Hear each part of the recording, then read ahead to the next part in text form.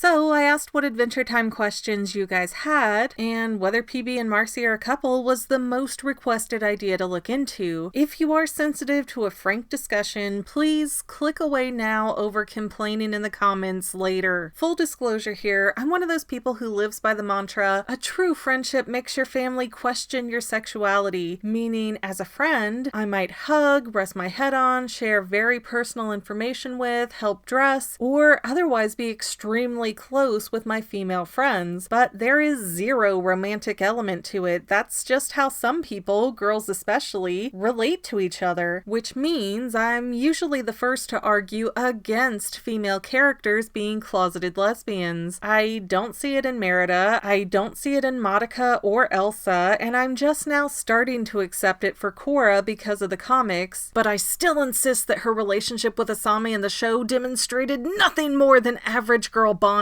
Now, my stances are not for any anti-LGBT reasons. I have actually protested for LGBT rights for over 15 years, but with movies and shows, I call it how I see it. And I think we've had such horribly written female characters for so long that when we finally see a functional female friendship, the internet can't process it, or people relate it to their own situation and they label the character as LGBT or T to explain it. And hey, maybe I'm looking at it in a, what's the word, heteronormative way myself? I'm willing to accept that, but again, I call things as I see them. And it's not that a character can't be LGBT, it's just that a lot of times that assumption is jumping the gun.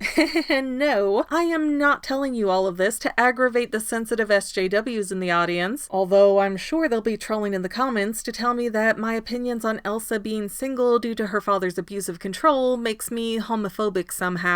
No, I'm explaining this because I want to be clear that I'm not evaluating Bubblegum and Marceline's relationship with a bias to ship them. I actually hold a little torch that Finn will mature into Bonnibel's ideal guy because age has always seemed like their biggest hurdle. Plus, Finn has gone from like 13 to 17 in the series without physically growing at all, so there has to be a reason for mentioning that, and I think that reason could be so Finn and PB can be together. Maybe. Anyways, to stop rambling and start evaluating, here's what I've noticed over the past 10 seasons. Bubblegum has shown no interest in relationships. Well, sort of. She has said things that implied she was jealous of Finn and Flame Princess dating, but maybe the issue is that PB is jealous of seeing any romance? It's not clear. However, in season 3, there's an episode called Too Young where PB is the equivalent of a 13-year-old girl, and she seems to have a very obvious crush on Finn. But then there's the whole thing with Marceline's shirt that Bubblegum sleeps in, so it's like a draw on how to interpret her character. PB also built a version of herself to love Bracco in season 5's The Suitor, and that episode seems to suggest that PB doesn't date because she's obsessed with her work and science in general. But then Bubblegum also tells Peppermint Butler that he's way out of line when he pushes her to date. Yet again, it could be read either way, but I tend to love female characters who put their own ambitions above any romance at all, so I'm a little swayed to think that PB has just lived so long that she has greater things on her mind than finding a date. As for Marceline, we know she dated Ash, which is a guy, so we don't really have anything concrete to imply that Marcy would even like PB romantically. Still though, while earlier seasons leave the topic kind of fuzzy, after the King of Ooh takes over in season 6 and Princess Bubblegum becomes mentally fragile, we begin to see that she has a clear reliance on Marceline's friendship. It starts in Varmin's, where Marceline makes a few revealing statements about how she and PB used to hang out, and then Marcy somberly asks about PB not wanting to be around her any longer. It's one of the few times where Marcy fully drops her tough gal act, and Bonnibel has a little breakdown by the end of the episode too. While that episode alone could be read as a good friendship rekindling, the Stakes miniseries actually takes it a step further. Bubblegum wants to help Marceline age and die like a normal person so that her life will be more rich, and PB promises to be there to bury Marceline when she passes away. I mean, it's kind of creepy and beautiful at the same time, but it shows us a commitment that Bubblegum has towards Marceline now. What really hits this idea home though is that in the season 10 episode Marcy and Hunson, Marceline is wearing the sweater that PB wore in Stakes. And yeah, girls borrow clothes from each other all the time. That's a pretty standard thing. But normally if you borrow a sweater, it's to wear it for a specific occasion. Say, can I wear this sweater on a date or to a family reunion? Marcy was just hanging out in that sweater and has it over her attire that she wears for her concert a few minutes later. I can't say for sure if romantic intention is definitely there, but I read that as an extremely intimate thing to be using PB's sweater as like a jacket. Because notice, Marcy is lounging around in that sweater almost like Marceline is giving herself a hug from PB because Bubblegum can't be at her concert. Similarly, when are you most alone and often the most afraid? Well, at night when you're in bed by yourself, which is when PB was wearing Marceline's shirt. That's freaking adorable! And no matter how close I am with my female friends or how many times I've oddly seen them naked over the years in modeling sessions, those subtle clothing statements are a whole different level of connection. And in that same episode, Hunson asks if Marceline is dating anyone, and Finn said, maybe?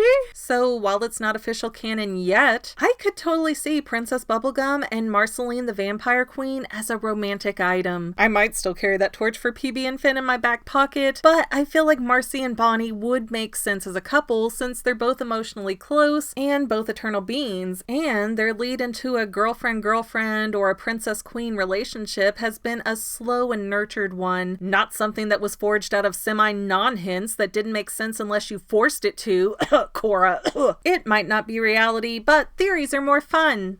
Well, that's all I have for now, but this video's not quite over yet. I get a lot of comments that say, do a theory on this topic, but I've already done those theories. So please consider going to my main channel page and clicking on the video tab so that way you can see everything I've done. You will probably find a lot of things you like that you never even knew that I posted. I want to let you know that I also have two other channels, Say Halo Goodbye Gaming and the Family Vlogs. Thank you so much for watching, and I hope you enjoyed enough to hit subscribe and share. I can use all the help I can get to let other people know that this channel exists. And if you made it this far, leave me a comment that says something like, hey, I made it to the end, and then let me know what kind of videos you want to see in the future. I can't make any promises, but the more people that request something, the more I can look into it. Okay, well, I love you. I'll see you in the next video.